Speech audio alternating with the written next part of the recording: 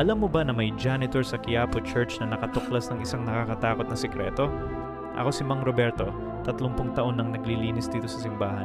Noong unang nakita ko ang dumudugo na mata ng itim na Nazareno, akala ko aksidente lang.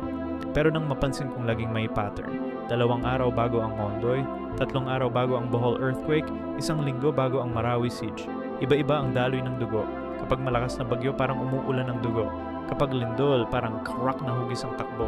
Kapag giyera o trahedya, patak-patak na mabagal. Tuwing madaling araw, lihim kaming nagpupunas ng mga pari bago ang unang misa. Hindi nila gustong makita ng mga tao. Pero ako, alam ko ang totoo. Nagpatest ako ng dugo sa kaibigan kong scientist. Sabi niya, may mga mineral na hindi makikita sa katawan ng tao. Hindi ito galing sa amin. Ngayon, nakita ko ulit ang dumudugo na mata kahapon. Mas marami pa sa dati. Ano kayang darating na sakulan? Dapat ko bang sabihin sa lahat kayo ano sa tingin niyo?